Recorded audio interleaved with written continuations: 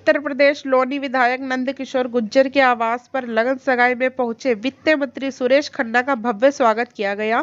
लोनी विधायक नंदकिशोर गुर्जर के सुपुत्र हितेश वित्त मंत्री सुरेश खन्ना ने लगन सगाई समारोह के दौरान आशीर्वाद भी दिया।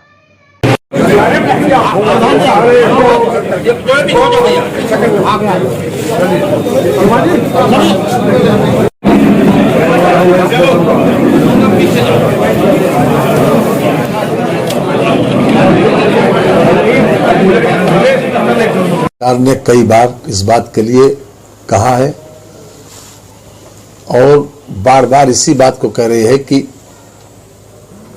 ठहरा हुआ पानी गंदगी फैलाता है, बीमारी पैदा करता है, और चलता हुआ पानी जो है वो बिजली पैदा करता है। जो भी स्थिति खेती से संबंधित अभी हमारे सामने आई है उसमें हमेशा इनोवेशंस की गुंजाइश रही। हमेशा अगर हम नए तकनीक से, नए तरीके से खेती को नहीं बढ़ावा नहीं देंगे तो जो स्थिति आई है जहां तक पैदावार की, फिर हम किसान की आय को दुगना नहीं कर सकते। लक्ष्य यह है कि किसान की आय को दुगना करें। उसके लिए जो लोग आज आंदोलन कर रहे हैं, ये स्वयं अपने भाषणों में जब ये सत्ता में थे स्वयं इस बात को कह चुके हैं कि किसानों के लिए ओपन मार्केट होनी चाहिए।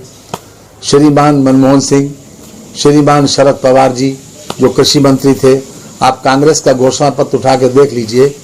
कांग्रेस के घोषणा पत्र में एक कृषि चैप्टर है 2019 के लोकसभा के चुनाव से पहले। उस कृषि चैप्टर का 11वां पैराग्राफ अभी इंटरनेट से निकाल के देख लीजिए। उसमें स्पष्ट रूप से कहा गया है जिस बात के लिए कानून मोदी जी लाए, इन सब बातों की वकालत की गई। लेकिन आज चूंकि उसी पर वो राजनीति कर रहे हैं, अब वो यू टर्न लेंगे, इस तरीके से उनकी जबान बदल जाएगी, ये किसको उम्मीद थी। आप उस वक्त की इनको देख लीजिए, शरद पवार जी का बयान, श्रीमान मनमोहन सिंह का बयान, माननीय प्रधानमंत्री जी ने इसको ओपनली लोकसभा में और राज्यसभा में विशेष रूप से इस बात को इंगित भी किया। लेकिन अब उसी के ऊपर राजनीति हो रही है क्योंकि कोई मुद्दा तो है नहीं। इसलिए किसानों को ये भ्रमित किया जा रहा है, किसानों को गुमराह करके इस प्रकार ये स्थिति पैदा की गई।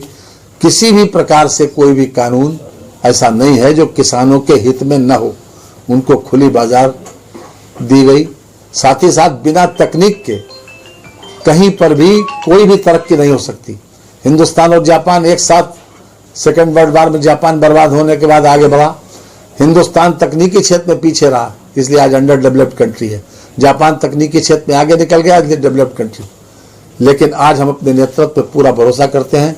तकनीक के माध्यम से जो भी हमने कारपोरेट फार्मिंग का जो दूसरा कानून बनाया है, उससे किसानों की ओवरऑल स्थिति को बेहतर बनाया जा सकता है।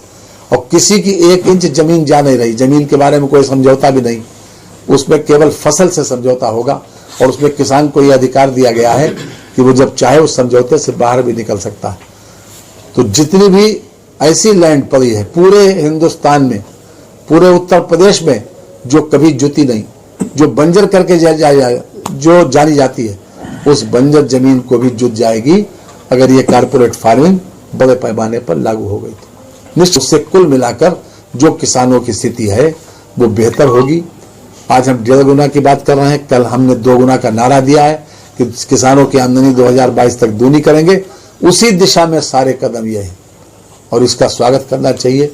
उन लोगों को कम से कम जरूर स्वागत करना चाहिए जो पहले इसकी वकालत कर चुके हैं।